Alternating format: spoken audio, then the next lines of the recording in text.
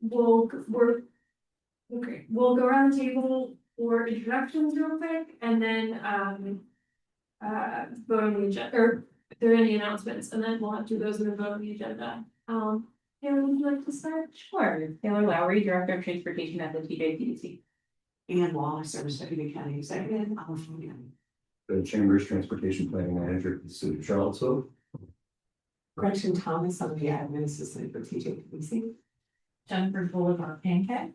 Natalie Ostrom, City of Charlottesville. Mike Pruitt, Albemarle. Jen Fleischer, City of Charlottesville. Anya Schwarzenberger, Long Range Planner for Albemarle County. Good afternoon, Senior Transportation Planner for the City. John. Sally, would you like to? Sally Duncan, Albemarle County Board of Supervisors. And then Grant's here as well. Grant, would you like to say hi? Good evening, Grant Sparks, Director of Statewide Transit Programs, DRPT. Great. If other people would like to go as well, they're welcome to. Yes, good afternoon. Avery Darty, Senior Transit Programs Manager with DRPT. Katie Miller. Oh, Go ahead, Katie. Katie Miller, Transit Program Manager, DRPT. Christine Jacobs, Executive Director, Thomas Jefferson Planning District Commission. Great. Thanks, team. Are there any announcements before we get to the agenda? Okay. My only one is that July is a e-bike subsidy sign-up month for the city. So if you know anyone who that could apply for, please share it with your networks. All right, now we will have a vote to approve the agenda. Do we need to? First, I think before that we need to vote to admit Sally as a. We do. Yes. But so do we need to roll call before we do that? I'm sorry, repeat that. We need to do like an official roll call, or is infections and count for that? Yeah, introduction could stand for that, that's fine. And so you also go ahead and vote them in. Okay, can I please have a motion to, or actually Sally needs to say where she is and why, and then we'll have a motion to let her. I'm zooming in from home because I'm sick. Oh no! It's great. Grant's not a voting member. Right. So I don't think. I would like to move that we allow Supervisor Duncan to vote participation in the. Second? All in favor? Yes. Yes. Great. Welcome officially, Sally, and again, hope you feel better. Now do we have a motion to approve the agenda? So. Second? All in favor? Aye. And then next are the minutes from the last couple of meetings. Are there any corrections or notes that anyone would like to make on those, or is there a motion to approve? I move that we approve the minutes. Second? All in favor? Aye. Aye. Great. And then we've got the schedule for the special meeting that we have to decide. Yeah.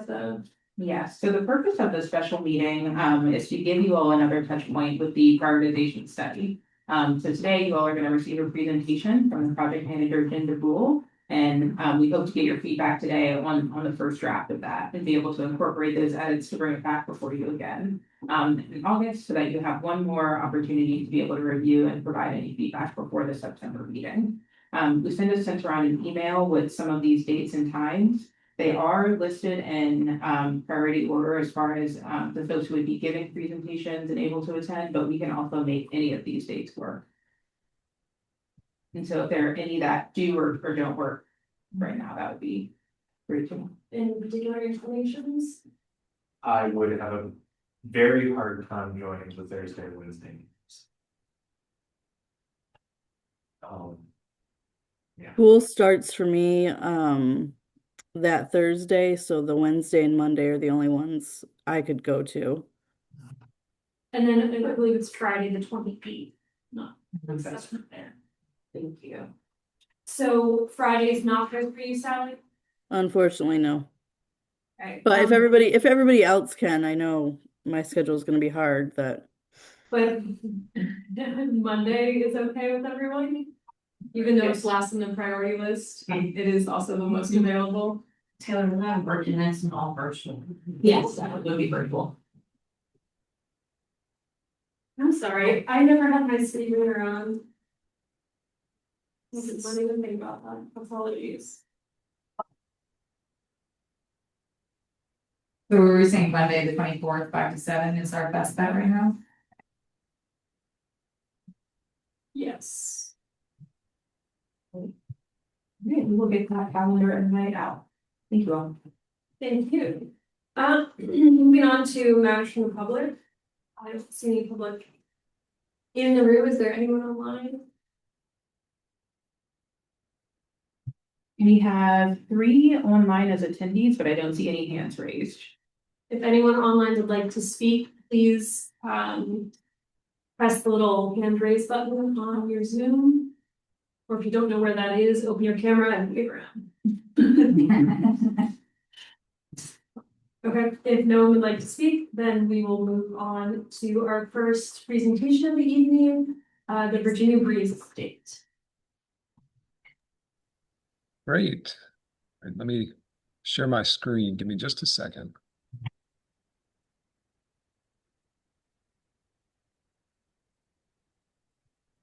Okay, are you able to see that online? Not yet. Not yet. Okay, excuse me. Give me a second more. Oof. How about now? We see that you have started sharing the screen, but there's no graphic on there yet.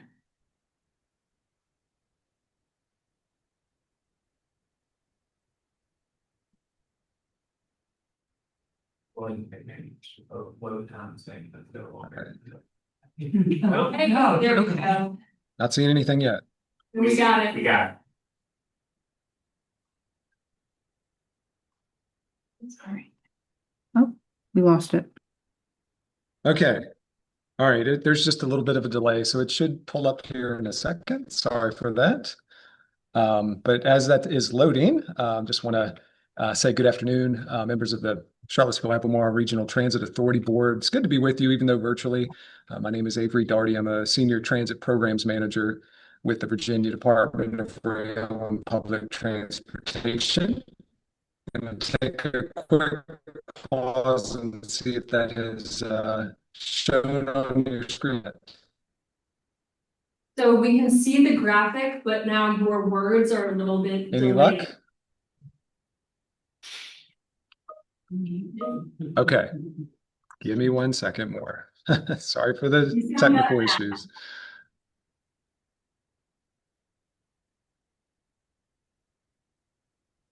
Okay. All right.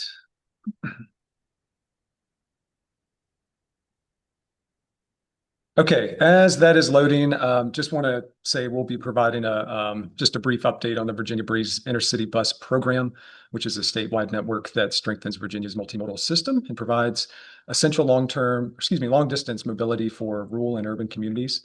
I'm just going to walk through briefly how the service operates, why it was created, some recent ridership trends, some major destinations, and highlights specific to Charlottesville. Are the slides advancing? Are you seeing an overview slide? Yes. Great. Okay. Thanks. I'm going to proceed on. So the Virginia Breeze operates year-round with 1 daily round trip on each of our now 5 routes connecting the Western and Central Virginia regions to Washington, D.C., as well as our newly launched Tidewater Current route, which runs up and down the 64 corridor from the Shenandoah Valley to Hampton Roads. DRPT oversees the planning, the branding, the performance, and customer experience for the service. We have 2 service operators, Academy Bus and Dillon's Bus Service, both supplying our drivers, our buses, and they do all the maintenance on the buses as well. It's a turnkey structure that gives us a consistent and reliable service by providing and allowing DRPT to maintain direct oversight and quality of the service. All right. So why the Virginia Breeze was created, federal laws requiring that states address intercity bus needs using a portion of rural transit funding unless those needs can be shown that they're met. So instead of only supporting private carriers, Virginia chose to take an approach here to develop a complete public intercity bus network to ensure that service existed where private providers really withdrew from the state. So Virginia Breeze routes restore that essential mobility and mobility to rural and underserved communities by giving them a reliable and affordable and environmentally responsible way to get to their jobs, for passengers to get to education, healthcare, and other major destinations. And to kind of complement that, why the Virginia Breeze matters for really essentially rural areas throughout Virginia. The Virginia Breeze is really critical, and it serves as a mobility lifeline, often the only long distance travel option for some folks. It really strengthens access to employment, education, medical services, and regional travel. So by us operating along the congested corridors, the service really helps reduce that single occupancy vehicle travel, easing congestion and bringing down our emissions. And most importantly, Virginia Breeze really maintains service where there are no other options for people and where private carriers, as I mentioned, no longer operate. All right, taking a look a little bit at where we have been and where we are now. Since our first route launched in 2017, we've really expanded strategically to now offer 5 routes. So we added the Piedmont Express and Capital Connector routes in 2020. And then again, added the Highlands Rhythm route. That is another route along 81 in 2021. And most recently, as I said, actually a few months ago in April, we launched the Tidewater Current. So we now have extended service to many regions throughout Virginia.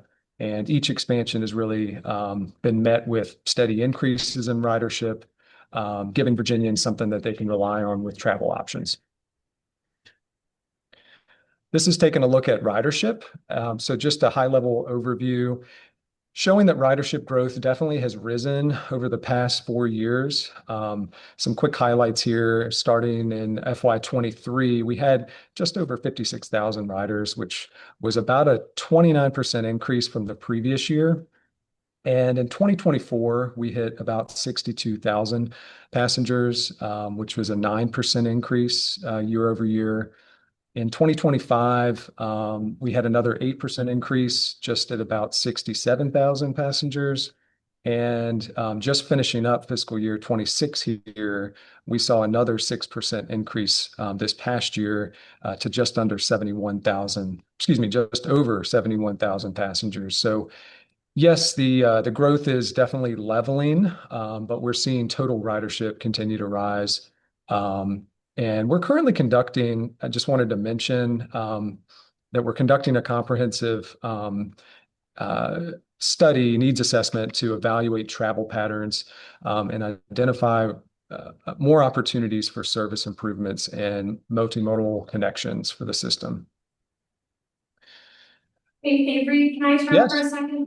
Sure. We've got questions. Would you like us to save them for the end or ask them as we go?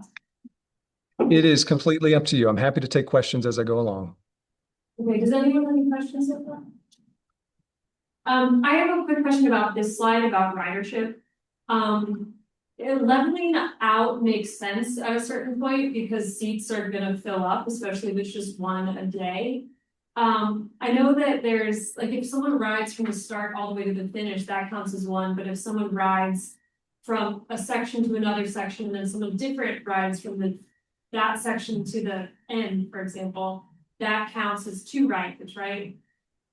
It does. Yeah. It's each trip, and I call them, different trip identities, but there's many different combinations of travel options. The trip, I guess, as I termed it, so hopefully if this is what you're asking, I didn't confuse anyone. When I say trip, I do probably use them multifaceted, but individual passenger trips, we would count a passenger that gets on in Charlottesville and gets off in Harrisonburg on the new Tidewater Current, just as we would someone traveling from Danville to Charlottesville, if that makes sense. Did that answer your question? That makes sense. My question really is, and it's not on this slide, but I'm sure it's in your numbers somewhere. Do you have a sense of, I guess, what is the most popular segment? Or are people on it from the bottom all the way to DC most frequently, and people are making inner city stops less? Or what is is there a trend at all for the segments? Yeah, I think I do have a slide that'll kind of go into that really specifically for the Charlottesville region. Right, I saw the stops, but overall. Yeah, well, I can hit on that. I'm not sure if I have a map that, let me see if I can advance. Um, so this is a map of the service here, and the different colors represent the different routes. The 81 corridor certainly is our most popular and frequently used, corridor for the Virginia Breeze. The Valley Flyer, which is our original route, both of these, by the way, go to DC Union Station. They're certainly heavily used, and I would say segments from Blacksburg to DC are still continue to be the most popular. But we're seeing increases, throughout the service. We're not really seeing many major decreases in segments specifically. So did that get at what you were asking? Yeah, I guess ultimately, I know, sorry, I'm talking in circles a little bit, but ultimately I'm just wondering, how much capacity is left? Oh, okay. That's a great question. The great thing about our service, of course, we have to look at our budget, but when we fill up on a bus, we have had the ability to add where we need. So if on heavy travel days, as an example, with UVA and let's say there's other major events that are happening that are bringing that to add additional buses for capacity. So we've been able to meet that demand to this point, and Cool. we hope to continue to do that. Yeah, Great, thank you. absolutely. All right, I'm going to go back just one slide here. I'm sorry, are there any other questions before I go on? Right. Actually, just to make sure I don't slow it down, I'm going to turn my video off real quick. On this slide, just want to mention that the Virginia Breeze really is for everyone. And I like to show this picture because when I tell people often, the response I get when I tell them that the buses are ADA accessible, people are very surprised. They didn't know this. They don't see a ramp or any other, they just don't see that the bus is equipped because it's kind of hidden in the back. But I do want to just highlight that we do serve a wide range of different demographics, and it's open for everyone. That's the purpose of the Virginia Breeze. But we do have a large number of our passengers historically have been students, full-time workers, and really varied income levels. Younger riders definitely make up and continue to be a large share of our customer base, but more than 70% of our trips are, and this is something that we get from our survey that we launch every year, polling our passengers, but people are traveling for social and recreational purposes, for various things, including medical appointments and other things. But the majority are traveling during those times, maybe holidays or to visit friends, to visit family, showing that the Virginia Breeze really, I think, brings an enhancement or a quality of life by connecting people to those loved ones, and also other regional opportunities. maybe folks that haven't been able to drive for a while or choose not to. This gives them a way to do that. All right. So you have already seen this slide, but I just wanted to mention that some major destinations that we have, there's numerous Amtrak stations, the silver and orange line Metro Rail connections. We do stop at West Falls Church Metro Rail, Dulles International Airport, and Richmond International Airport for our system. And system-wide, we do serve many major universities. I already mentioned UVA, but we do service Virginia Tech, James Madison University, now Virginia Commonwealth University, William and Mary, and many others, Radford, which really strengthens the statewide connectivity between intercity bus, rail, aviation, and local transit.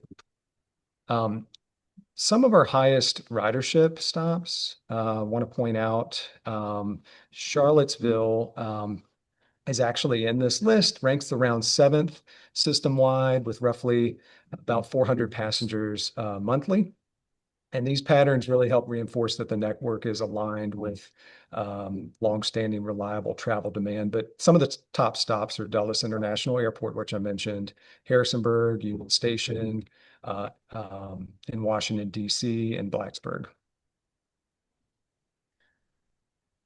Okay, and just in terms of Charlottesville, the stop is located along Alderman Road near UVA. And I'm going to get into this in just a second, where we have two routes, the Piedmont Express and Tidewater Current.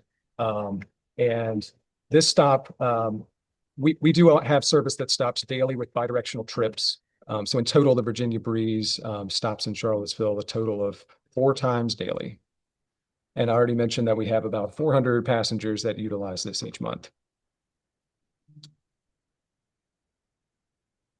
Okay. So just a quick highlight on the Piedmont Express route.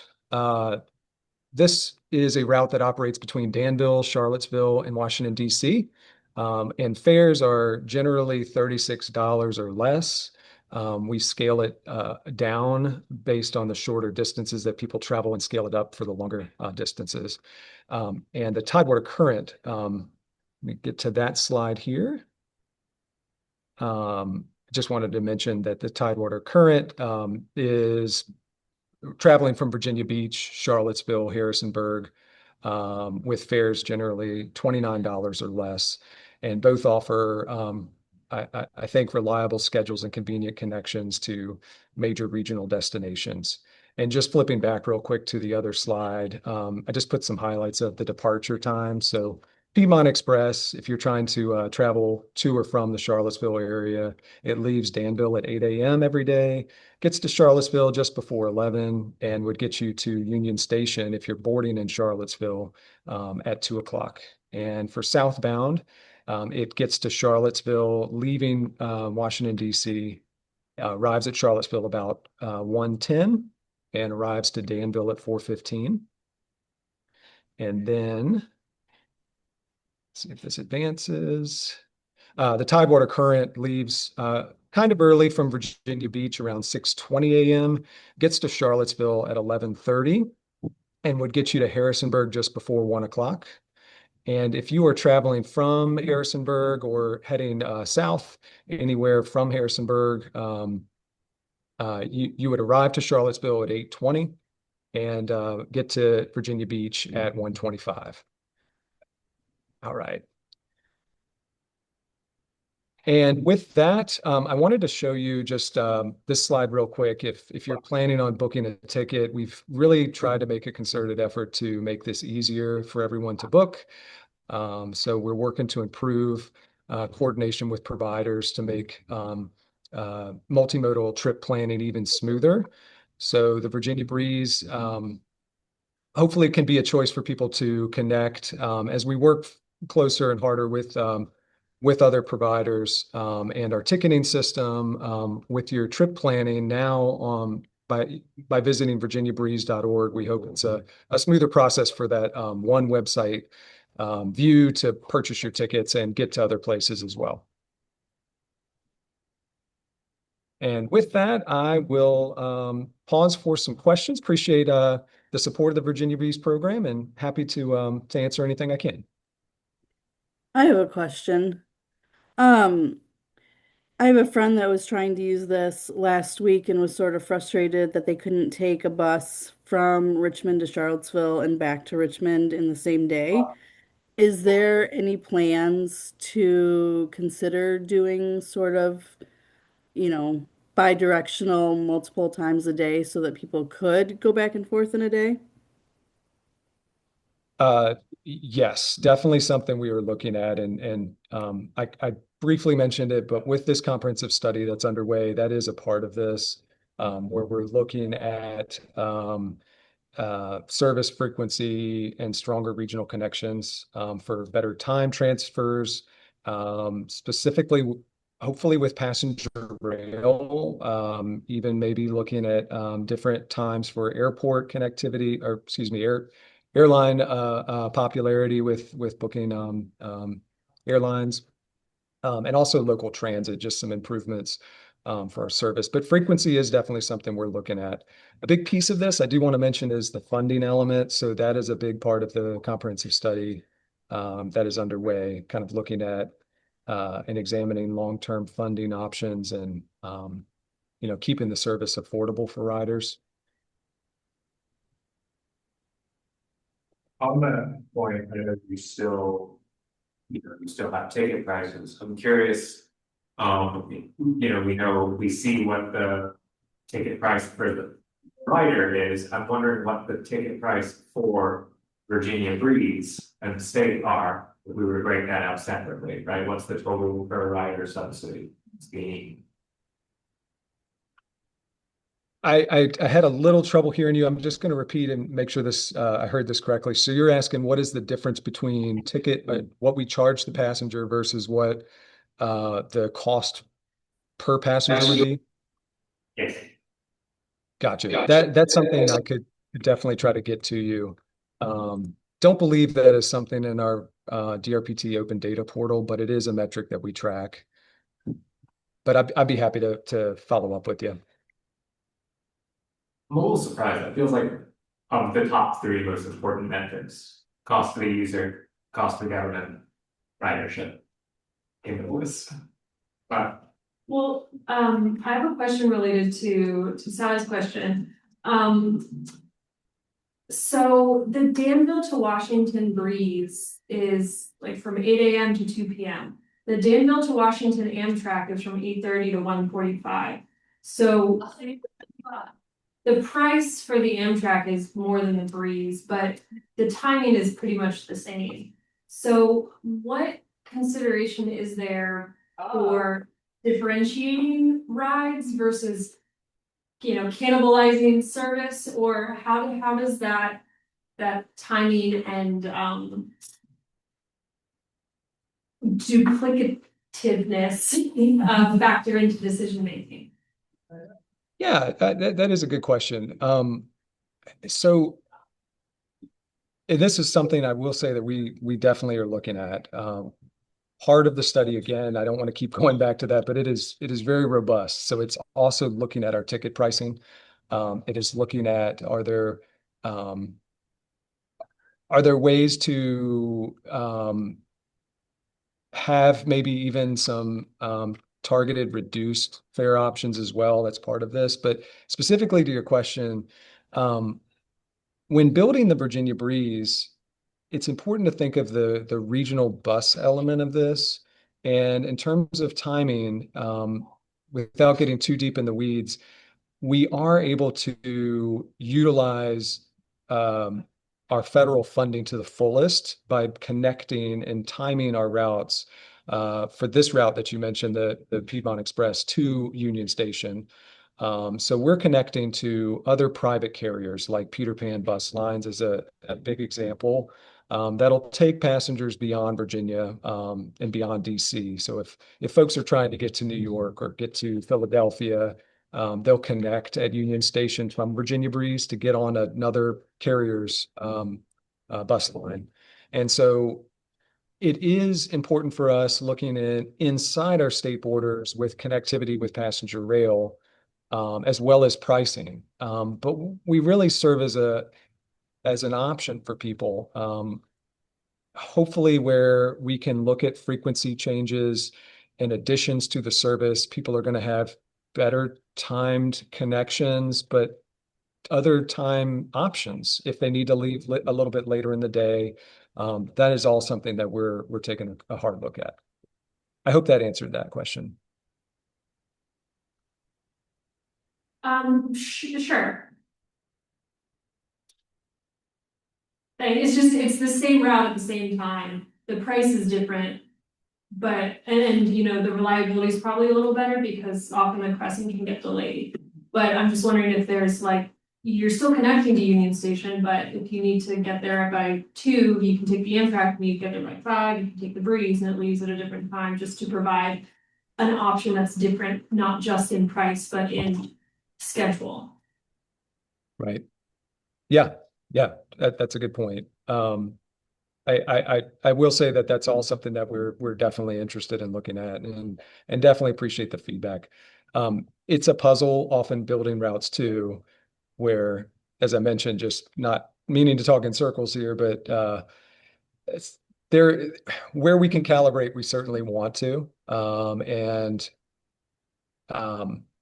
make more connections possible. So hearing you on the sort of on the same time and same options and pricing. But I think the variety is what we're hearing most from passengers needing or wanting is, that time specifically, let's say if they need to get from Charlottesville to Union Station may not work. Do we offer anything earlier? Is there something later in the day? So all things we're looking at. Thank you. But also to say, we also are big fans of the project. This is just, want to make sure we, it's as optimized as possible, which I know is everyone's goal. If I can add, I'll just say July at UVA, and maybe this is Scott Solsworth from UVA Parking and Transportation. July is Student Orientation Month. Every Monday and Thursday, I've been talking to hundreds of parents about, in my 3 minutes that I get to talk about our transit system and not to bring a car and all the things that I say, but I always, every single session, get a question on how do I get to Dallas? How do I get to Richmond International Airport? And parents are so relieved when I say there's an option, go to Virginia Breeze. So it is being received, and I think that the ridership grows. I mean, I've used it myself. I'm going to send my 15-year-old on it back to Virginia Beach next week or 2 weeks from now. So I mean, it's very well received on grounds at UVA, and we're doing the best that we can to promote it. It's in our flyers that we give out to the parents too. So I think the location, I know we shifted it maybe 2 years ago from the previous stop location to where it is, and it seems to be really quite successful at UVA. So it's great. I mean, it's a civilized option, right, to be able to have a public transportation, choice to get to commute long distances, especially to points of interest like this. It's, as a parent, you're like, oh wow, okay, they have it organized. That's there's a way. That makes sense. Someone's thought about it before. We're not the only ones in this, problem solving this way.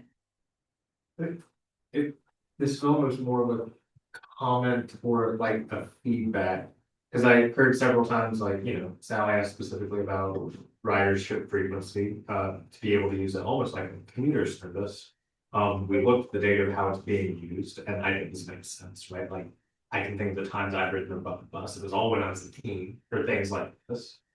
As we're thinking, and as you're conducting your future implementation study, it feels like there could be a temptation to examine its capacity in the future in a vacuum rather than comparing it against other services and allowing it to grow into the thing that does all things, right? Like the Virginia Breeze right now, I might challenge, it does not make sense as a more than once a day service. The thing it's doing, you use once. It is a trip service, not a commute service. And it could become a commute service, but then it's a different thing. It should be displacing other options. And I don't know how you're saying it. I don't know how effectively it is considering those other options, but it's a worry I have. But I think we see this in government projects anytime because everyone here likes a bus and will throw money at a bus if we're sufficiently excited, but that doesn't mean it's not duplicate of the service. That doesn't mean it's actually the right way to use the service, so to speak.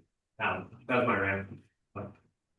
No, I mean, it's a good point, is keeping your eyes on the goal. Is the goal one for the day, is the goal commuter service, and you change your metrics. If I could add, specifically to that, and that is a great point. So intercity bus, specifically how this is funded, I think I just want to spend a moment and mention this. It comes with, because it is federally funded, it comes with a lot of pretty strict requirements. So commuter service and the way that this was designed, it was not intended to be, or frankly, allowed to be fully commuter. We're limited in how we can structure this in order to be able to use federal funding. So when I mentioned frequency, I didn't really get too deep in the weeds in terms of what we're analyzing with maybe some other funding that we can look to alternative funding to federal or federal funding that would open some doors. But as we stand today and how the Virginia Breezes has been built, has been very intentional to make sure that we're complying with those federal requirements. So that is one element. I just want to mention there's some restrictions with commuter providing commuter. That makes sense. And also, when you think about frequent commuters over long distance, it's not a transportation problem, it's a housing problem. Yeah.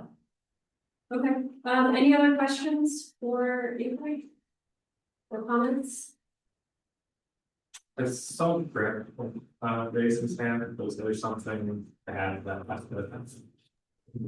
Avery covered what I was going to mention about the federal funding and not allowing the service to be commuter service exclusively.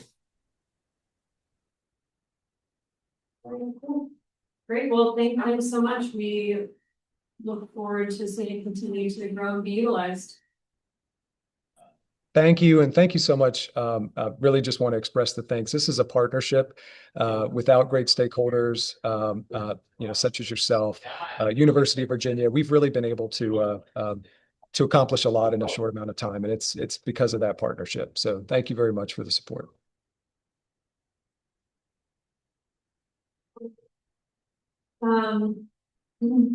We ran a little long on that, sorry. We'll try and get back on time with the draft and the implementation plan discussion. I think we're totally going there.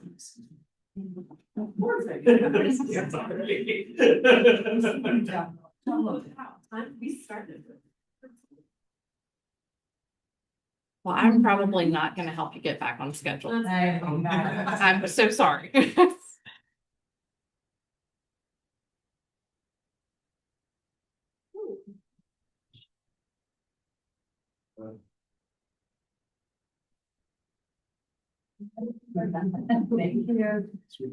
Yeah, awesome.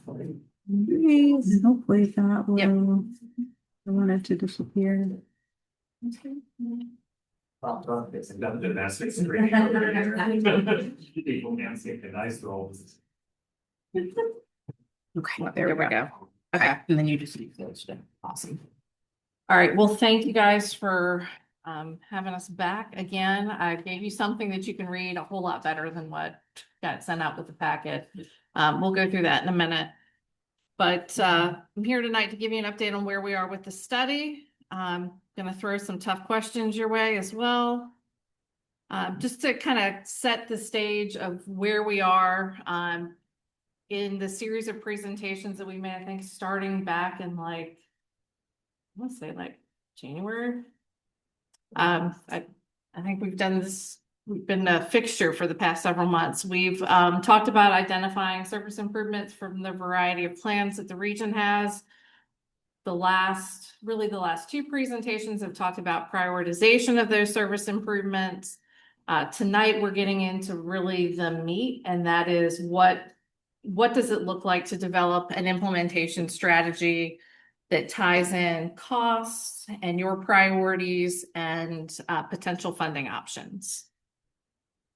So just as a refresher, we started with the TJPDC Regional Transit Vision Plan. We layered in a bunch of other information to get through some service recommendations. We brought you some prioritization criteria back in March. We talked a lot about intensity and footprint, what that means for the region. And then in May, we brought you a table that looks like that took those different ways to measure the outcomes and tie those outcomes into the goals that were in your regional transit vision plan, how to turn them into some type of measure based on the geography, based on the service provision, and then we use that to prioritize just based on that information. So we called it preliminary results. So we've got more work to do. We're going to come back and keep giving you kind of an incremental look into where we are with the study. So that gets us to tonight. We're going to use this word illustrative tonight a lot. It's going to be on every slide. And if it's not on every slide, it's because I forgot to put it on that slide because it really should be on every slide. There are so many moving pieces in developing an implementation strategy, and every policy consideration, every funding assumption, every cost or service assumption changes something that will change what your prioritization is or what it looks like in the end. So what I'm going to do tonight is kind of walk through some scenarios that are examples of some of the different questions that we have, and we're going to go back and refine this strategy, come back to you next month in that special meeting with something that's much more solidified and reflective of your policy decisions and considerations. All right, so I kind of talked about that already. As we've been working, you know, it's very easy in a very high level planning study that's based on a lot of assumptions to really kind of get a little bit lost in the sauce. And, you know, so we start asking questions. There's a number of us in this room that talk every 2 weeks on Monday morning and kind of talk sometimes in a circle. We throw out a lot of questions. We've run through a bunch of data, but it's really, we're at the point where we need some guidance from this board to refine and move forward. So what we've done since last time is we have developed some operating cost estimates and capital cost estimates for both infrastructure and fleet for the different service recommendations that we prioritized and showed you last time.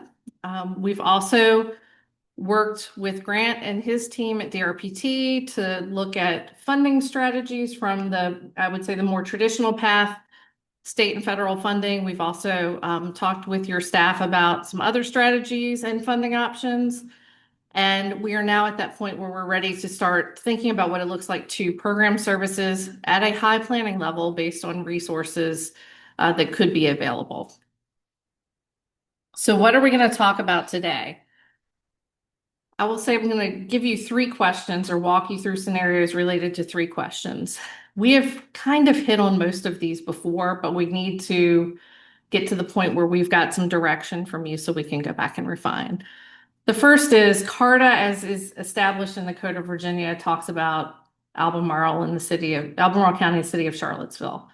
So how does the region view routes that fall outside of Albemarle and Charlottesville, and how do those kind of fit into what transit looks like in the region? So I'm going to show you a couple different things with that.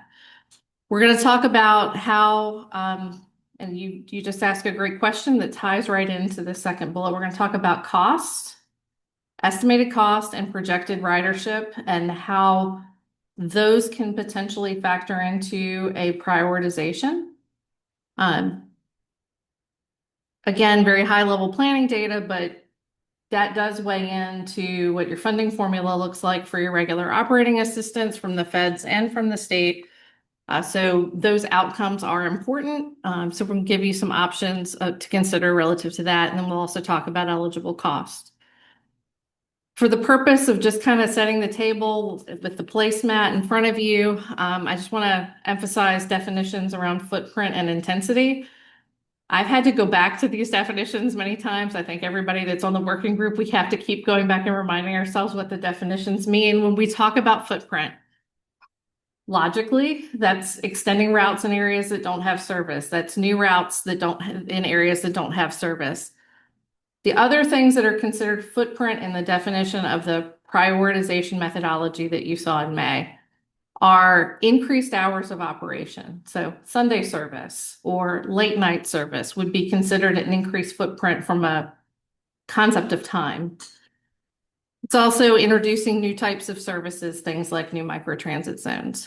When we talk about intensity, it's a much narrower definition. It is simply increased frequency in areas that already have service. So if you have service today and it's every 60 minutes and the recommendation is for it to be every 30 minutes, that is just an intensity improvement. What you'll see on the list are a lot of things that are labeled as mixed, which means they have characteristics of both. But since we keep getting lost in the sauce on that, I was going to just start tonight by saying that's what those two things mean. And then we can keep working through it. Let's go ahead. Does the footprint definition, is that something that's defined at like a federal level or like a best practice level, or is that something we need to do ourselves? I would say that's a planning type of definition. I'm looking at Ben because I'm like planner friends. That's a planning type definition. It's something that we use to constrain the discussion, but it's not something that Yeah. But so including extending service hours as footprint is something that's like other people do generally as well? Yeah. Okay, thanks. All right. So in line with talking about intensity and footprint, we also had to start putting some stakes in the ground about what potential illustrative funding options could look like. This region's done a lot of work already for things that are going to be implemented in the near term. Our base year, or what we're trying to peg everything to in the study, is 2030. There's a lot that's being talked about right now and has been talked about for 2027, this window of time between 2027 and 2030. We're not touching any of that. We're not talking about that. Those things are assumed to have been implemented in everything that I'm going to show you. For the purpose of the study and what the final document looks like, we're going to document all of those things because it's part of telling the story of how you get to whatever comes next. But for the purposes of tonight's discussion, it's like those things have already happened. And just to Go ahead. clarify where those things happened, we're talking about the things that strategic plan for CAT and John's TDP. Correct. And funding decisions that have been secured. This is where we'll pick up demo routes for jaunt funding decisions that the city has made relative to CAT. What you will see tonight are two tiers of potential future funding or funding levels. There's some typology in the colors. All the graphics have a line on them. So you'll see a blue line that kind of signifies this tier one or this lower funding level that we'll say, I've done some rounding. It's about $12 million in some type of new annual funding. The tier two, the higher funding level, picks up everything in tier one and then takes that bright line to about 25 million in new funding sources. So we'll show you that throughout. Some definitions. You've got the big placemat that you can read a lot better than what was in your package. There's a few of these that I want to just kind of walk you through really quickly. What's labeled on here as preliminary score is what the scores that you saw in May. The only thing I changed between May and now is I put preliminary on that because we're going to talk about an addition to it.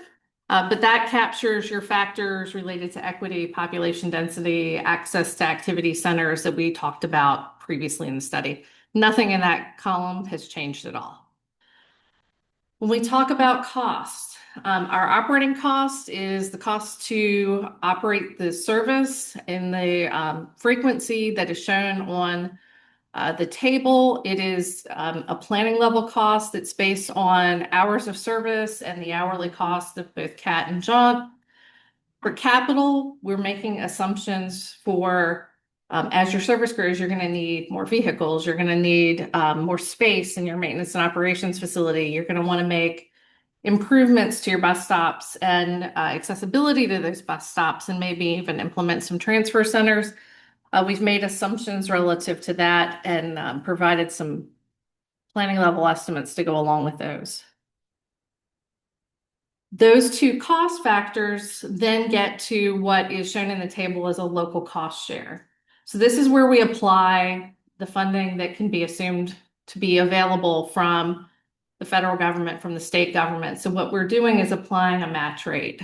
For operating, I will say we're being super conservative because I'm only considering basically what you get on the state side for operating, which they'll fund up to, and their formula is changing, but roughly 30% of your operating costs can be covered by state funds.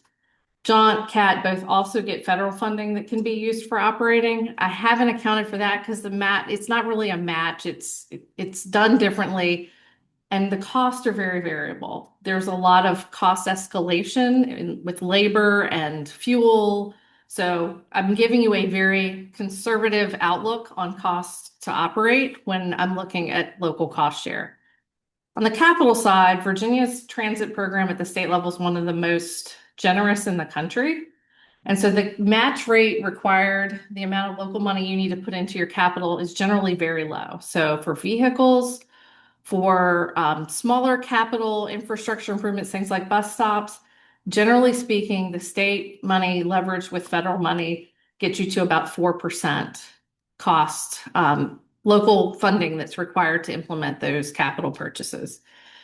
Larger capital construction projects, so that's things like your facility expansions, your big capital infrastructure projects that are over $3 million in total cost. Those we should anticipate a 50% cost share. There's ways to leverage that with other resources, but again, I'm trying to be conservative. I would rather underpromise and overdeliver than the reverse. Going on in the table, there's a column for total annualized cost. This captures both operating and capital. For the capital, because capital expenditures are kind of variable over time, what we've done is annualize them so that we can compare different service options and alternatives. Finally, when it comes to costs, and I'll say this last column is there to just show you how far your money goes based on priority, is a cumulative local cost. So that last column, we're just adding everything above it with the current line and showing you basically, if you work your way down the list, how much it costs you. So now we're going to move into some scenarios. This is where the stuff gets fun. So the first scenario is a base. This is just we're going to take the prioritization just as it was when we left you in May. We're going to apply our operating cost, our capital cost. The only thing that is different in this scenario from what you saw in May is that just to kind of pare down the number of service options on the table, what we have done is taken out anything that doesn't touch Charlottesville or Albemarle at all. So I'm going to use Mike Gordonsville, Louisa Connect as an example. It connects Gordonsville and Louisa. It doesn't touch Albemarle or Charlottesville. It's in the vision plan, but we've sorted those out for this analysis just to kind of hone in on CARTA. It is also mythical. It is not real. So I mean, that's not a service that exists in the real world. It's not it's a service that exists on paper. It would be something brand new from a footprint perspective. Yes, thank you, Mike. So base scenario. So what we've done with this one is, in this chart, you're going to see, you've got the big version in front of you. 4 new columns on the end. They're the columns that I just walked through. Annualized local cost. I did not talk about ridership and annual cost per rider. Let me touch on those before I go into this. So for each one of these service options, we've also estimated ridership along with the estimated cost. This gets to your previous question about Virginia Breeze. is we put those two things together and we come up with a cost per rider. At this level of planning, that's about the only metric that we have to kind of do something that looks like a cost benefit analysis. But it does give you a metric of how much does it cost to provide this service when you look at how many people you're moving with it. So for each of the tables, we're going to show all of those columns. So for this base scenario, that blue line of the tier 1 funding picks up 3 routes. You drop down to that tier 2, or about $25 million. You pick up another 7. The theme, you're going to see a theme throughout. Tier 1 is always 3. Tier 2 is always 6 or 7. For anybody with teenage kids, they think that's funny. But I did not do that on purpose, I promise. So our base scenario, just to summarize, at that lower funding level, if we just took this at face value, it pulls in that Buckingham Connect route, the Route 7 improvements, and the trolley improvements. And then at the tier 2 or the higher funding level, we would pick up Standardsville, the 10, the 9, the Lovingston Connect, which would be an enhancement of an existing route. Route 5 and US 29 North are on here together, and they're coupled together in all of these alternatives simply because they cover exactly the same geography, which means from a prioritization perspective, they're essentially the same score, but they meet 2 very different needs. So we need to do some more work working with Mike and working with Garland to pull those routes apart for the final prioritization effort, prioritization implementation strategy effort, but you'll see those together tonight in the 6 and the 4. So the next thing I'm going to show you is takes that base scenario, and what we do is we add in a factor that incorporates those outcomes, so the cost per rider. And now we have 2 basics. We're basically using 2 scales to rate each project, and we need to pull them together in a blended or a weighted average to get to a reshuffling of the deck, so to speak. So just for the purposes of conversation and a place to start tonight, what I have done is that prioritization that you saw in May is 70% of the weight of these rankings, but 30% of the weight of these rankings is based on that cost per rider. So that's going to bring in ridership, that's going to bring in cost effectiveness, and let's see what that does. We can change those weightings. Trust me, I've done it, so I kind of can give you a little insight into it. But how much you weight either side of that prioritization can be changed. But just for the sake of discussion, this is 70. Oh, I hit something too far. 70% on the prioritization and 30% based on the cost per rider. So scenario wise, you see the 2 lines, 3 and 6 in this version. This slide will tell you what that means. So differences from the base, interestingly enough, your top 3 are still your top 3. They're just in a different order.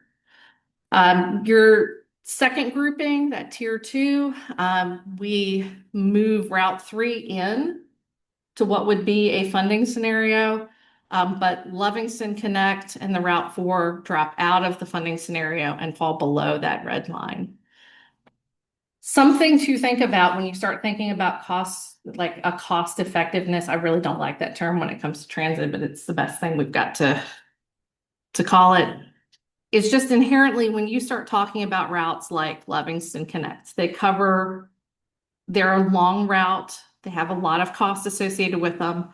They provide a vital transportation connection, but generally they have less ridership than your urban core. And so it's really incumbent upon all of us when you start talking about blending these 2 pieces of scenario, 2 different ways to prioritize into a blended scenario, that we don't overweight cost and lose the footprint piece of our of having a very word is not there tonight, but you want to have a diverse package of improvements. You want to be able to find, I think we talked about it a lot when we started with prioritization, about finding the balance between footprint and intensity. And I think this is where you start to see that when you add the cost factors in. So I'm going to pause there because I feel like I'm throwing a ton of like numbers and data and tables at you and talk about this one. I'll say from a very initial first blush. Very immediate like feedback. Blended scenario, I think what we're seeing is that we have fairly robust data to start with, right? The lack of shuffle, really only one thing got shuffled in and out, indicates really strong robustness. Yeah. And also makes me slightly favor the idea of using the blended scenario personally. I think the bigger reaction is already, right, like if this is entirely on our shoulders as governments without any new funding at the loop, which obviously that's kind of part of it. But 12 million even between two governments kind of makes me blush as an annualized cost, and seeing that is going to be a frustratingly long one. Deployment pulled into Chennai. There was a bunch of cabs waiting in Chennai to take us somewhere, and we didn't know anything about where we were in Chennai. And all these cabs, they're just waiting there for all the people coming off the boat, so they just are immediately like, we get it, we don't know what to do. We're like, take us to the bazaar, and they take us to like their buddy's place where they sell a bunch of tourist tchotchkes. We all get excited, get a bunch of tourist tchotchkes, and then we rig up, and they're like, oh, these are $80 a piece, because it's a hustle with their buddies, right? We've got a big bag of things that we were really excited to get, assuming they were going to be on $5 in India. Then you realize you actually can't buy it. And it's very frustrating. Anyway, looking at this list did make me feel like, I've been going through the shop in Chennai for a while and getting really excited about all the tourist tchotchkes I'm gonna bring home, only to get to the register to realize, dang, these guys are buddies, I'm not gonna be able to afford anything. Yeah. So I will give you, Mike and we talked about this earlier today. So in kind of optimizing these service improvements, it takes you from where you are today up here, like in one big jump, which operationally you would not make one big jump. And so I'm going to cut to the end and then I'll come back. Like what we want to spend a little more time on, specifically with Mike and Garland, is what's this jump instead of this jump? Because that's going to give you the ability to pull more things in. But we had to start somewhere, and we had so many different options. We kind of were like, where would we like to be? And then we kind of go to the same thing. It's like, okay, it's 3. Like that's a lot of skin in the game for 3. What you will see in the end will have more than 3. I will say it's a good 3 because I think it's pretty representative in just 3 routes of some of the core big needs across our communities. You've got a very dense, entirely urban hub. You've got moderate haul route into our main thrust of suburbia up 29. And you've got a long haul route that's specifically serving rural. Like, that makes sense as the 3 routes. I think. I will also just add, since we all had kind of a spit take about Buckingham and that being so decisively top rated, I've had several people from Southside and Buckingham reach out to me saying, what do I need to do to make sure this happens? Like a lot of people very excited. The town of Scottsville submitted an official note to me saying we all enthusiastically support this. What do we need to do to make it happen? Support that specifically, or support just more support connection to intensification of the Buckingham Amendment. That's what I'm telling you. I can love the email if you want. No, I believe you, but that's just because that's what's being proposed. Is that the solution for Scottsdale, or is that just something that helps them so they're advocating for it? But is there a different thing that would help Scottsdale without the full Buckingham Connect? I hear what you're saying. What would you specifically be proposing? Like an intensification that cuts off south of the James? What does Scottsdale get now? Scottsdale does have the ability to get on that Buckingham Connect right now. So, I mean, you shouldn't think of, because of the naming convention, And that's the, you know, the end point that it's only Buckingham residents on. There's a lot of Albemarle folks on it. But there are also services that circulate people in Scottsville, Keene, Nesmond, in their own area, and services that bring them into town separate and apart from that. This service in particular is obviously very targeted at commuters, right? You know, how do you get people moving all the way long haul, you know, early in the day and at the end of the day. And then as we're getting feedback from people who ride routes like that, there is some, quite a lot of feedback, as Taylor can say, and the PAC people get about like, hey, what about sometimes when I need to get back in the middle of the, right? And that's why 2 of our demonstration grants this year are adding that for the people in Fluvanna and Louisa. Because it's been heard by the PDC and the Mobility Management Office so often. That makes sense. I guess I'm just thinking like, you know, the further out and more rural you go, the fewer people there are going to be left on the bus. And so do you, if you're picking up people along the way the closer you get to town, so is there a way, I don't know, maybe this is part of the study of the plans, where you have the Scottsville Connect in addition to the Buckingham Connect, so that is more frequent or larger or whatever, that picks up more people closer to town, where you're not doing the whole route, because by the end, you don't need all of those seats. But you're able to capture more people closer, where there's more people who are able to be captured. I think that's sort of what Jim was thinking of how we may be able to have sort of steps in implementing a larger form of whatever routes that we're talking about. With Buckingham, we're talking about going from 2 to 18. Yeah. We might not want to go to a full 18 a day right off the bat. We may want to have some of those being a short one. I mean, stops, so that may be the interim solution, but that's the sort of feedback that we hear from y'all is that the interim solution. Yeah. And I will also say, this is, you know, this is very, again, high level planning. These prioritized routes start to move forward. Mike, Garland, Kat, John, they're going to have to do much more detailed service planning to get to that question. And that's where you'll see some of the routes on here where Kat's done service optimization plan, and you've got a 2A and a 2B, or, you know, some different kind of service profiles with the trunk line. They've done a lot more work to get to that level than we will come out of this study with. So I will say there will be more work to come with additional focus on these routes going forward.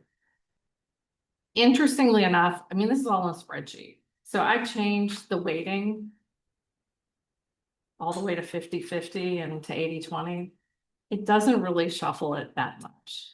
And so I kind of looked at all of them and said, you know, 70-30 leaves us with the emphasis on what we did in the beginning. I really appreciate your comments, because I do think it shows that we were in a pretty good place coming out of that first phase of prioritization. But you know, ridership is so important, which is exactly what I'm hearing from you. Ridership is important, cost is important. So I think adding that to create this blended scenario, I think as this moves forward in discussions about resources and where resources come from, having those factors as part of your prioritization, I think, is important.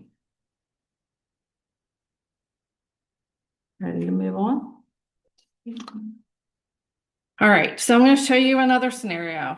I saw everybody's face when I said I took routes out of the scenario, and I'm going to take more routes out, and you guys are going to give me another face that doesn't look great, but I got to show you this so you can think about it. CARTA's boundaries or CARTA's boundaries. So this removes all the options, and these are just scenarios. I'm not making any recommendations, but removes everything that goes outside of Albemarle and Charlottesville. So this is just like, we're just in our own little zone right here. So we're talking about fewer routes. Same picture.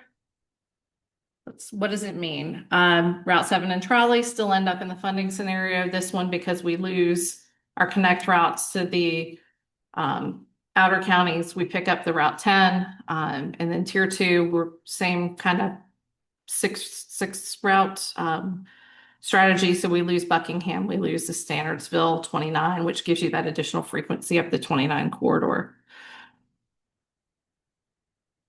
Tim, you did it for us the other day in the staff, I mean, this one does, because it's only Charlottesville and Albemarle pick up Crozet Connect. It does pick up Crozet Connect. I thought that, yes, thank you for grabbing that, because Crozet has consistently been outside of the scenario. So when you kick those other two out, Crozet ends up in the scenario. So that It's the next one below the line. correct. So when we go back and refine those service assumptions, those lines are going to move. So the first one I showed you was like the CARTA geography only based on just the base presentation. This is the blended. This is adding that kind of green column with the weighted 70-30 again. And it does nothing. It gives you the exact same routes and the exact same tiers as where we were in the last one. It moves some order around in tier 2, but it's, you know, again, I think it continues to emphasize that our original prioritizations kind of honing in based on your goals and the vision plan. We're matching those up pretty consistently. I do want to just flag a distinction that isn't being made that I think deserves to be made, which is it's not a binary in CARTA, out of CARTA. It's actually a triple category. What's in CARTA can be in CARTA, can't be in CARTA. So like the can be in CARTA would embrace the Livingston Connect, and it would embrace the Louisa Connect, but not the Buckingham or the because then you've got the outside of the planning district commission component. So you're exactly right. Well, is it synonymous with the planning district, or is there like a line there to do? I can't remember if green is the first in the Any jurisdictions in our planning district can request it. Okay. And I raised this before, but I will also raise it again. We're going to be asking to change the existing law when we ask for funding authority. If we want, we can change if we have buy-in. So I just submit that. It's way easier to crack the code once than more than once. So just something to think about in terms of what geography we should include in the strategy. So the last one, this one's going to be the easiest one of the day. This is what if we take the capital out and we just focus on operating? This is something that came up kind of in the conversations around the edges as we were working as a way to kind of see if we could pull more routes into the scenario. It's going to be a huge letdown because we're going to get the same thing, because this, again, the state is so generous with matching rates. Those capital costs are relatively low. Personally, I would caution you from breaking capital and operating apart because you want those things to go together. So honestly, this scenario is in here to show you that from a policy point of view, it really doesn't impact what comes out at the other end.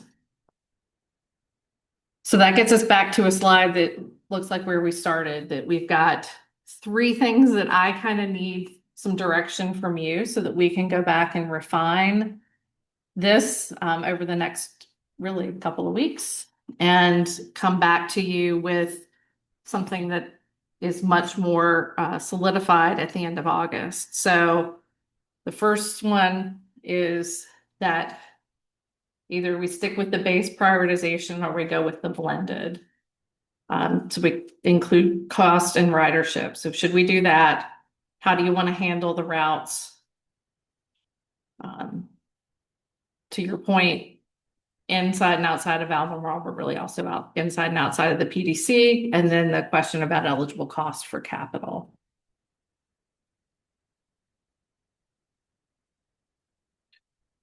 I mean, what happens to the, how do we coordinate with the localities outside of the PDC?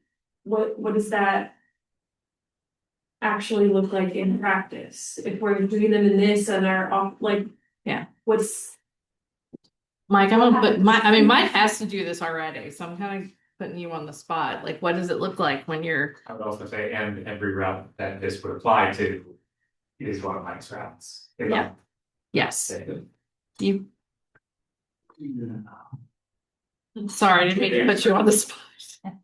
I mean, restate the essence of your question if you will now, so I can. Yeah, so for all of the pieces that take place within the PDC.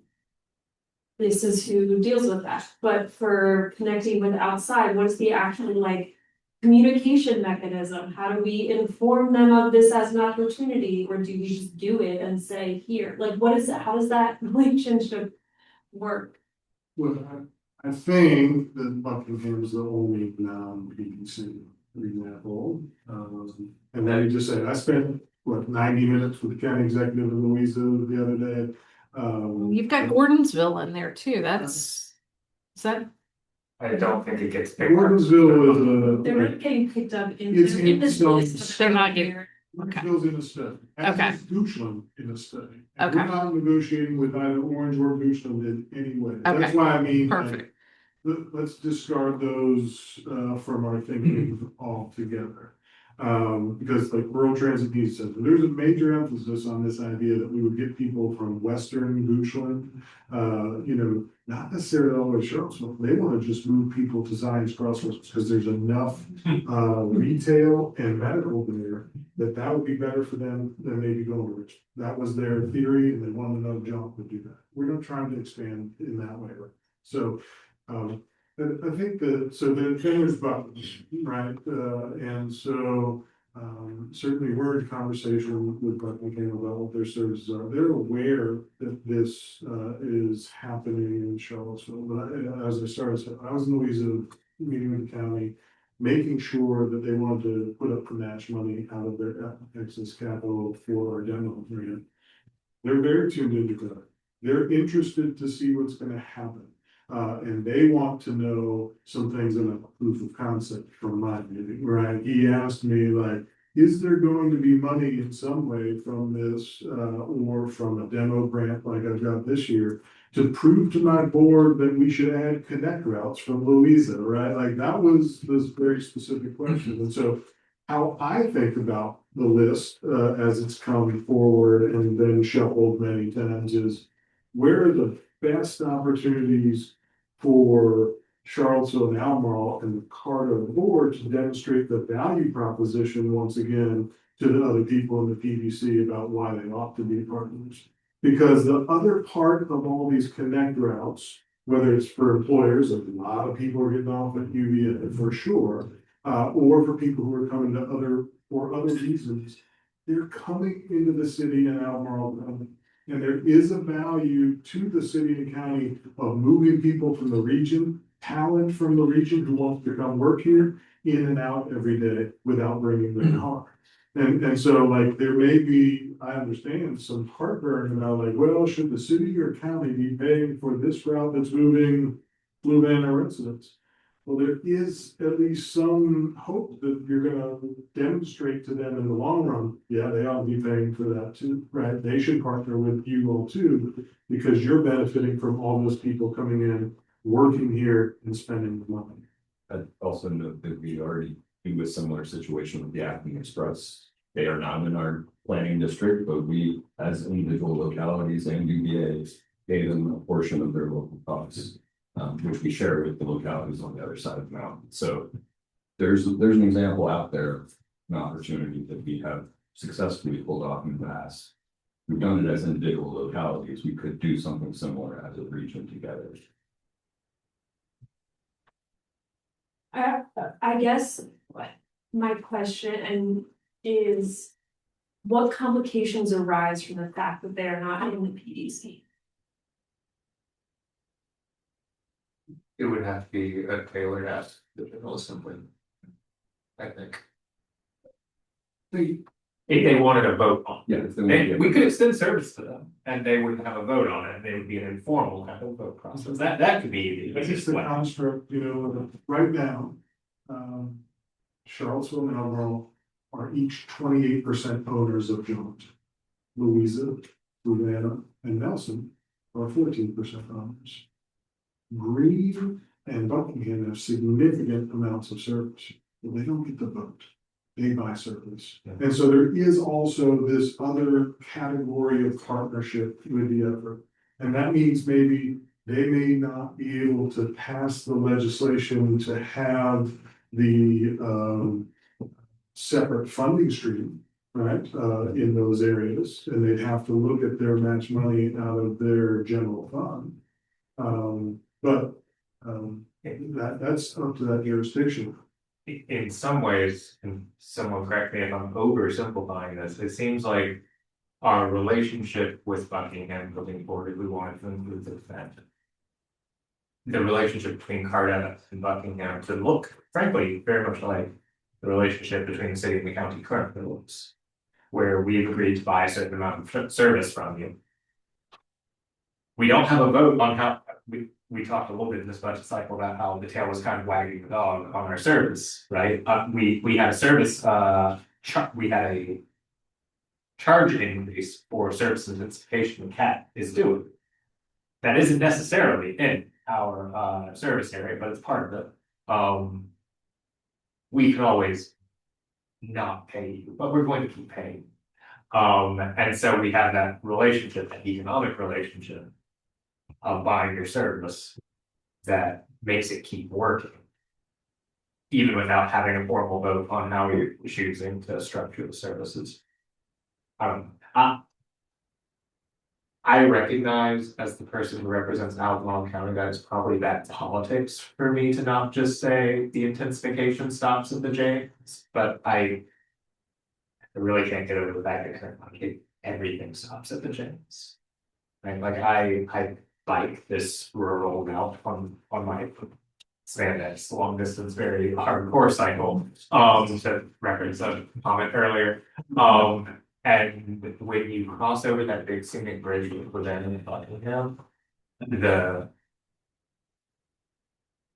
change in the quality of housing, in the quality of roads, quality of services around you, and the color of people you see is instantaneous. And I feel a certain moral obligation to not have any intensification that we look at stop at that level when this is something that's so highly prevalent to us. I will say in my experience with other authorities around the state, previous life, there are always in code, there are non-voting members of authorities. So it can be a purchase of service model, or it could be somebody that comes here, sits, listens to your conversations, listens to, and is part of a regional dialogue, just doesn't vote on it. There's different, I mean, so that happens. That's not an unusual construct of an authority in code. But that's something we would have to figure out. Potentially, yes. If we move forward with expanding this. Yes. So I think that is what I'm hearing is that is the hardest question that's on here. If I can get a clear direction on the other two, and one of them I told you is a really easy question. So if I could get clear direction on the other two, I can bring you back some options and let you look at some things with some refined data and let you see how you feel about it. If you want to continue that conversation on kind of the geographic thing without slowing us down. I feel like we can do that. So I think that, so the two is, do you want the base or the blended? So do you want to include that cost per rider weight in the prioritization, and whether or not you would want to exclude the capital from the cost calculation, which I think isn't easy. That one I think is not it's not my question to answer, but that one's a lot more straightforward than the other two.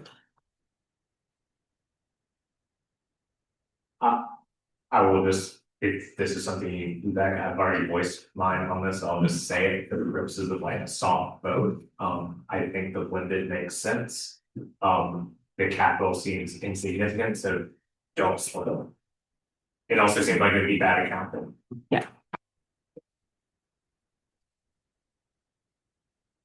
Not looking for a vote. Is that general consensus that I can go work like that and bring you back something that reflects that in August? Yeah, blended, I agree that the blended makes sense. Yeah, especially since as we pointed out, it was a huge difference. I think the only one route that's affected, I forget which one popped out. Livingston popped out? I think Livingston popped out, Route 3 popped in. Is that right? I think so. I'm flip back to work. Livingston Connect and Route 4, Route 5 and 2, Yeah. Route 3. Right, so. But again, don't get hung up on that because we're gonna go back and refine some costs and some things. And so your mix of routes and how far those lines go will look different when we come back. All right. So with that, here's what I have on my to-do list to come back to you on the 20, where did we end up, 25th? 24th. It's my child's first day of college. We've got a lot of work to do, but I'm comfortable that we will be back here with something that you can really chew on at the end of the month. We're going to revise the scenarios based on what I've heard tonight, focused on that blended. We're going to take the whole cost separation out of discussion. We're going to refine the funding options. It's not a whole lot to do there, but we're just going to go back and dot our I's, cross our T's. The big pieces of work ahead are optimizing those service assumptions. Like we've gone to here, like, is there a place that's somewhere in the middle that feels good, that from the operator perspective is the right place to be for 2030? We also have a public survey that's out right now. We want to get that wrapped up. We want to be able to give you some insight from that because we're asking the public, like, what's important to you. So I think that'll be helpful as well. Plan is to come back to you on the 24th with a draft strategy because we still have this open question about the geography. We're going to give you, it's going to be another night like tonight where you see some different, if this, if that. I will throw in the TJPDC, not TJPDC, just if we want to throw that in as well. Key disclaimers is why we started with illustrative. Everything that you saw ranking and funding scenario wise, what's in, what's not in, is all going to look different next time. So just like for those that are listening, don't get hung up on it. It's illustrative. Let us go back and come back with more information. But this conversation's been very helpful to me to be able to do that. So we'll see you in August and September. So we are on track to finish up then. That took up way too much time, but thank you guys. Appreciate it. And then we've got a Christine Salinas in a chat about the Chapel Hill trip and an update, I assume, on them coming to visit us. Chair Ashford, I just want to check in with you on time. If it still works for me to do this, I can do it. If you guys want to punt it to the next meeting and or the not special session, but the next one, I'm prepared to do that. Just want to make sure I don't hold us up, but I'm also prepared to present if you would like me to. I think given that 2 of our 3 transit agency reps are not here, those remarks will probably be short enough that we can fit in one presentation also. Perfect. I will carry on then. I'm going to share my screen. Here we go. Let me know if it comes up and then I'll put it in full screen mode. Super delay. Wow.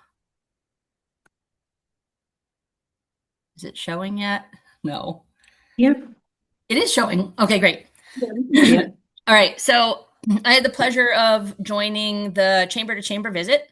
There are at least 2 of you that I can see, Mr. Silsdorf and Councilor Oshrin, that were also on the trip. So I would encourage you all to add any commentary that you have.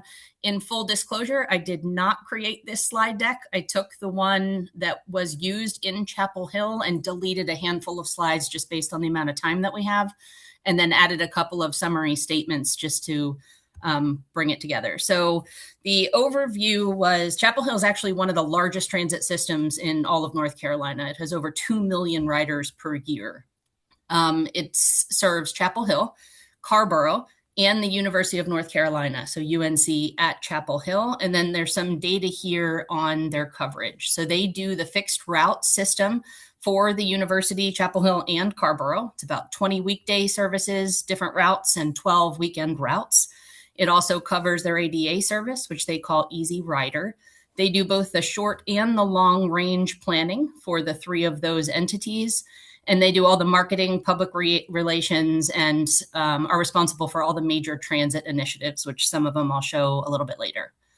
It is a large operation, over 200 staff. About 158 of those are in operations, 34 in maintenance, and 16 in the administrative team. And then the fleet is about 113 revenue vehicles. So of their 93 full-size buses, about 15 are hybrid and 18 are electric. The rest are not. And then they have 20 demand response vehicles. They have a partner committee structure. So while the transit service is actually a department of the town of Chapel Hill, so it is a municipally owned and operated service, it is actually advised by a partners committee. And that partners committee is made up of 3 representatives from the town of Chapel Hill, all 3 council members, 3 representatives from the town of Carrboro. So 2 were council members and 1 was the assistant town manager, and 3 from UNC. They have the associate vice chancellor for real estate and campus enterprises, and then both the director and the associate director of transportation. And the 9-member committee structure is actually what provides policy and financial guidance to the town of Chapel Hill, who ultimately has to make the decisions. They shared that they use a consensus-based decision-making model, which means if all 9 members do not share consensus, they do not move it forward to the town of Chapel Hill. They come back and they work back through it until all 9 show consensus. This is their most recent approved budget, or the one that they at least shared while we were down there. For the 26 fiscal year, the adopted budget was about $36.5 million. 6% of that is in federal revenues, 9% is in state revenues, more than 60% is in local revenues. And of that, you'll see the little asterisks that they included. The 2 towns and the university share the annual operating and capital costs, and it's all based on a contractual service. So once you apply both the federal and the state revenue, the university then pays 100% of the costs associated with the routes within the university, and then they do a cost share on all of the other local routes in the ADA service. There's also about 19% of their funding comes from the Orange County Transit Plan. We didn't get a deep dive into this while we were on the trip, but there is a Triangle Transit Authority. So that's more of a regional, super regional transit authority that has dedicated revenue that comes in that then puts funding towards specific initiatives. And they do anything from, you'll see there, it says NSBRT, that's the bus rapid transit. There's a slide on that a little bit later, but they also do things like Amtrak service, regional commuter routes, things like that. So there's some funding that comes in to the town of Chapel Hill for that service. And then they have 1.7 in other funding, which they did not detail. The other thing that was important that they noted is it is 100% fare free system for all riders. They have a couple of very major initiatives that are going on right now. The very first of that is facility expansion. One thing that's unique is they own all of their property, so any expansion is within their own grounds. They are putting in a couple of extra electric, but as you saw, their fleet was not primarily hybrid and electric, so it was more capacity that they needed. They're also in the middle of their short-range transit plan, started with a planning study in 2019, which is currently being implemented, looking at increasing frequency, looking at equity in Sunday service, increasing ridership, and the sustainability of the system. Another major initiative is they did a bus stop inventory and improvement project. They're looking at all of their different stops and what improvements can be put in. You can see in the bottom is one of their standard designs for bus stops. And then their largest initiative is the bus rapid transit. For anybody that was on that trip, we did a lot of other sessions related to affordable housing, zoning and planning, and there's a significant amount of development, housing development and otherwise, that's happening along this north-south corridor. So they are putting in bus rapid transit as a massive investment in the area. It's highly state funded. It's about $125 million project. It'll have about 3.5 million in annual operating costs. Of the 8.2 miles, 5.7 of that is exclusive transit lanes. So your typical bus rapid transit. There's a couple miles that are integrated with other through traffic. There'll be 17 additional stops. They will be connecting existing park and ride lots on the north end and the south end.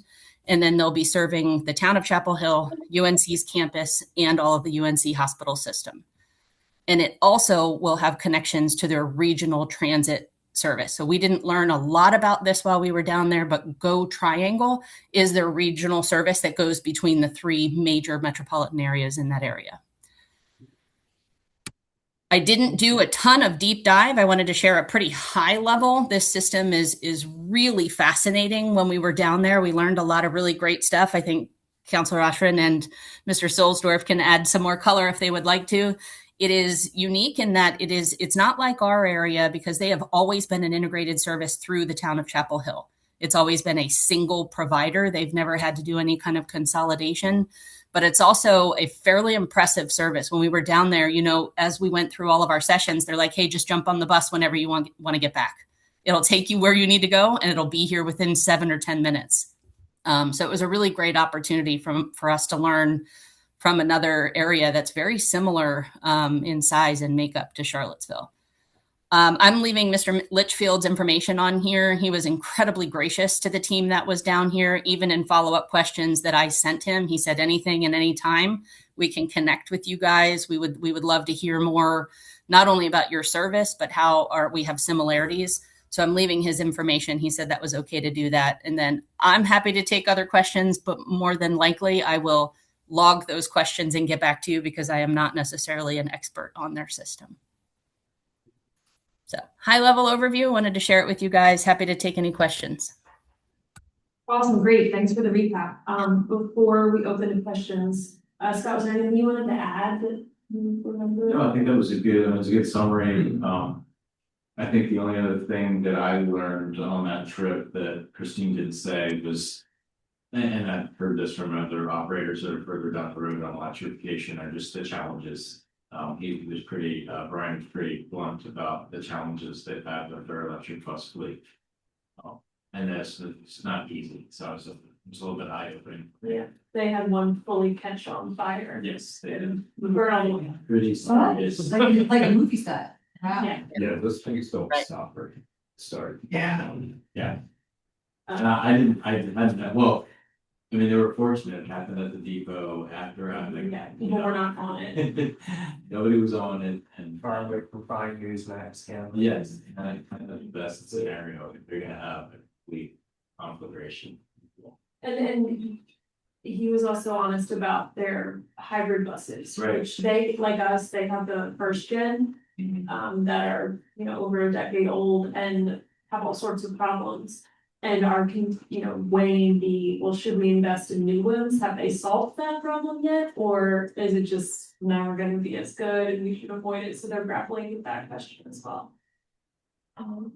They have a very extensive park and ride lot system where they have a lot of lots that are surrounding the urban core where folks are coming in vehicles and then coming into town and into the university using the transit system. And then also, I think it's important to note, but I don't know what weight it bears for the planning that we have to do, but the state of North Carolina is fairly different in that they don't have the incorporated cities that are separate from the counties. And so the city is within the county. And so when folks live in the city, they're paying a tax both to the city and the county. And so they're sharing a lot of the responsibility on the provision of transit. So I just think that's a really an interesting difference, but, you know, just something to note. Yeah, I was just going to mention the park and rides. They talked about how they price them so that it's cheaper than parking on campus. And it used to be free to do the park and ride, but then they added a fare. I don't remember if that was a COVID thing or not. But then they added a fare. It generated some revenue, but it also drove down usage slightly, but didn't seem to drive it down enough to revert back to fare free. And then, the Wilmington, since we have our bus stop expert in the room, something that they also noted was, they work on 18 to 20 bus stop improvements a year. Which seemed like a lot. We're working our way towards that number. Well, it seems like a lot because, you know, how many of them are gonna be that easy? If you have to do the full ADA. I'm curious how many staff they have dedicated to that. Yeah, that's good. That's good. They noted that 100 out of the 400 stops have shelters. So they also have more stops that they're looking with. So. Okay, that's all I've got to add at the moment. Anyone have questions? Questions either for us who were there or for Christine to pass on? Okay, thanks, Christy. They're coming back, they're coming to visit here at the end of September. So keep an eye out for. I guess I have a question. What sort of festivities do we have planned for them? Yeah, they're coming to Bill weekend, Oh, hell. but I think they're coming back Sunday, so I don't know if they're gonna be here in time. They're starting at the beginning, but they might be able to be here in time to be at the end. I don't know, do you wanna organize a bus rodeo? I would. That's it.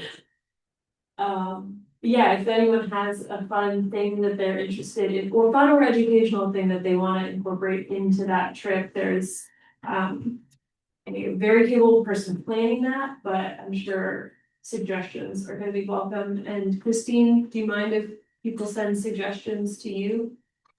Yeah, that would be great. So, yeah, you've got I think it would be really cool to, one of the things that was great about the NACTO conference, the City Transportation Official Conference, that Zoe also was on with me, was they coordinated with Lime, which is their scooter bike share provider, to have free usage for all the conference attendees, so you can get out and travel around. So I think something like that for our video access to the Chapel Hill guests, because Chapel Hill does not have bike or scooter share, and that was a notable thing. We were out and about a lot, and I kept wanting to just like grab a scooter and get back, but there wasn't one. And so I think it would be fun for them to see that, not just because it's something different, but if they did want to break out and go explore Charlottesville outside of what is programmed, that's an easy way to do it and have a little more flexibility than sticking with just transit. Because I assume we'll have transit opportunities already, but they get a little free code with Bayo, I think that would be cool. Yeah, we can contact Bayo about that. Should be easy to do that enough. That's pretty hard. That's. Yeah, there you go. They want to ride little cuties. Yeah. The cutie buses. Cuties, what are they called? The jests. Yeah, it's not as fun as cuties. Yeah, but that would be if They you, might even be wrapped, but. yeah, if you wrap them in bright orange, though, like a little cutie Clementine. Clementine, it's right, yeah. Okay, great, then, They're blue. Well, Yeah. and that's the something we're looking into. They're most of them. well, this is actually a good segue to transition to transit agency. Guy here. I do want to note, since Mike had to leave early, he did send me a couple bullets to read off for him, so I'm happy to go after. Okay, either way, okay. All right, yeah, just have it. Respecting the agenda, I'm last, so I don't really have much, as I alluded to, July is our busy, like, student orientation, and I've been in a bigger role in that than I had in the past 2 years at UVA, but it has been really fascinating, because I think everybody knows in the room that our first years can't bring cars, and so I've been trying to be like the Mr. Transit, like, look, if there's ever a time to learn how to ride a bus, it's when you're a student at UVA. It's like, we got free rides on CAB, we got free rides on UVA Transit, our drivers are all friendly. It's a small and easy to understand little town. That's been kind of the theme that I've been trying to do, and it's been receptive, you know. A lot of parents in the room asking, you know, questions about who can ride, and like, how do I ride, and explaining them. And then I didn't grab enough of these. Well, I'll just pass it around. It's just a small group, but this is what we basically do. It's a 2-day orientation. If you don't know. for all the first years. So, and it's mandatory. They do, I guess, 8 sessions. It's Monday, Tuesday, Thursday, Friday, all through July. And so the students spend the night overnight, and then so the first year day is kind of students doing one thing, parents are doing the other. And on the second day, one of the things where they come together is the resource fair, and that's where we're all standing together. All it's everything from University Police to the marching band to PNT. Like, that's your chance for people to just walk up and ask basic questions. And so this flyer is what we have as our giveaway at that, and it's, you know, got the breeze on there, we got CAD on there, and QR code is all throughout. So let's pass it around. It's like an example of just how we're trying to promote them and understand all the options that they have when they get here as new students. So that's been pretty exciting. It's still summer, so otherwise our service is pretty low. I did say previously, we are officially rebranding, so this will be our new bus stop sign, which we're hopefully gonna get up soon. I don't know if it'll be before opening, but all of the bus stops that say UTS currently will basically switch to this as our kind of our new, and this is, we're not gonna go back and reroute a lot of old buses, so UTS is gonna slowly kind of taper away, but we are officially going to be a train. The other big one is, I talked previously about the paratransit service, UVA Flex Ride. Our soft launch for that is 3 weeks away. So we've been doing a lot of work, Kendall and Allison have been super busy with that to try and work with our Student Disability and Accessibility Center to get incoming students, existing students that have been using DART aware of what we're trying to do in the services. So that's kind of exciting too. You know, it's a little different than just pure extract transit stuff.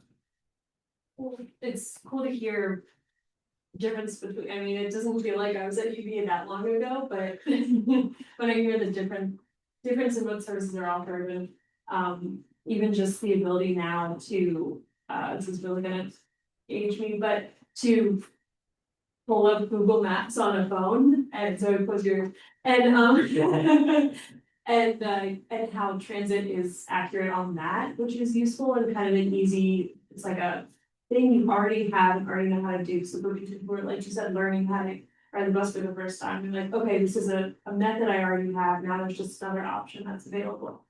And then the paratransit was just all yellow cab and then submit your receipt, so.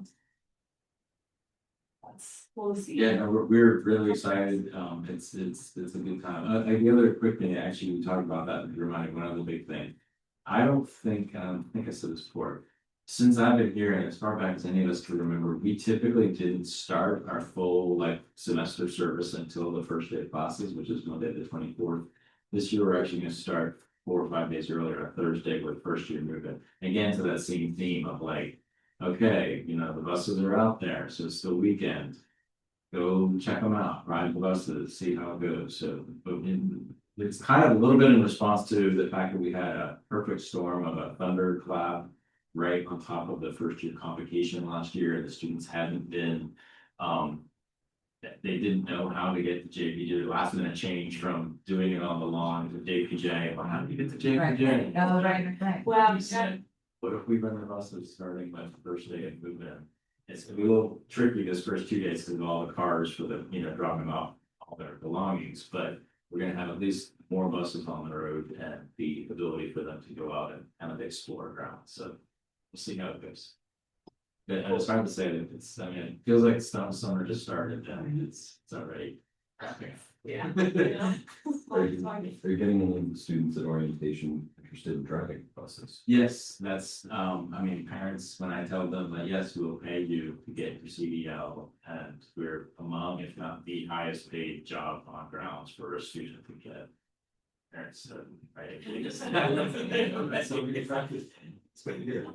Question I know Ben probably wants to know the answer to, but want to ask, if you're decommissioning old ETS stuff, where's that going and how can you get your hands on it? Yeah, but I guess the question is, the old signs would be the first thing. I guess we'll just, I don't know. I know you'll call more. Sure. Yeah. Great, thanks. Anything else? Any other questions for Scott? All right. Okay. So the bullets that I have here, first one, thanks to demonstration grants, we look forward to adding midday service to and from Louisiana and Louisa for fiscal year 27 and 28. Similarly, we will be scoping and adding a green connect service during fiscal year 27. Look out for a save the date for a late afternoon jaunt celebration on September 30th. I believe that's for their 50th anniversary celebration. Our microtransit and scheduling software pilot continues to be successful operationally, and we are working with our vendor, which is VIA, to refine reporting options. The RFP for our migration to a new 4-year contract for scheduling software has closed, and we hope to select a vendor in the next 90 days. This will allow on-demand service eventually in our entire service footprint. It is our intent to participate in fixed route software selection with CAT later in 2026. Great, amazing. And I did see that Mike is wearing a new logo, John shirt. He did bring you, I want to see, I know. Very nice. Every time I see that, I chant it like the Bill Nye, Bill, jump. Okay, great. Yeah. Nice, very nice. Jason. Good. Looking good. All right, anyone online have any comments, questions to chime in before we adjourn? Wait, I do, the Jaunt Connect new wrap is even better than the Jaunt regular new wrap. So if you haven't seen a Connect version of it, smoking hot. I love it. It's great. It's so sweet. Good job. Well done. Yes. Counselor Ashley Jacobs, I'll just put in a plug. I had the pleasure of taking the Virginia Breeze recently to the Virginia Local Government Managers Association down in Virginia Beach, VLGMA. And knowing that I was going to be at a conference for 3 days and being able to ride the bus and do work on the whole way down while taking a single occupancy vehicle off of a congested roadway that is also under a lot of construction, it made for a very easy ride. So I want to say thanks to DRPT for that service. It was well appreciated. Excellent. Okay, then if there's no other questions, comments, announcements, concerns, then we can adjourn on time. Thanks, everyone. Bye, everybody. Bye.